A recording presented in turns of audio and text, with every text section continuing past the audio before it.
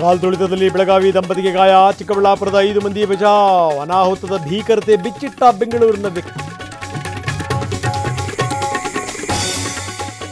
ತ್ರಿವೇಣಿ ಸಂಗಮದಲ್ಲಿ ಪರಿಸ್ಥಿತಿ ನಿಯಂತ್ರಣ, ಎಲ್ಲಾ ತಾತ್ಕಾಲಿಕ ಸೇತುವೆಗಳ ಸಂಚಾರ ಬಂದ್. ಕುಂಭಮೇಳದಿಂದ TV9 ಪ್ರತ್ಯಕ್ಷ ವರದಿ. ಪ್ರಯಾಗರಾಜ್ಗೆ ತೆರಳುವ ಮಾರ್ಗ ಬಂದ್, 102 ಕಿಲೋಮೀಟರ್ ದೂರದವರೆಗೂ ರಸ್ತೆಗಳು ಬ್ಲಾಕ್. ಹೆದ್ದಾರಿ ಉದ್ದಕ್ಕೂ ನಿಂತ 106 ವಾಹನಗಳು.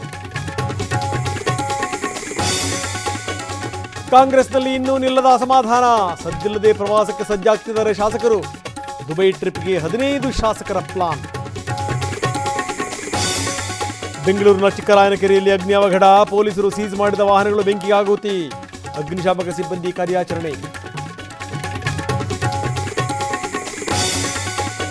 ಕಾರಿನಲ್ಲಿ 1,14 ಲಕ್ಷ ರೂಪಾಯಿ ಪತ್ತೆ ಕೇಸ್, ಕಂತೆ ಹಣವನ್ನು ವಶಪಡಿಸಿಕೊಂಡ ಪೊಲೀಸರು.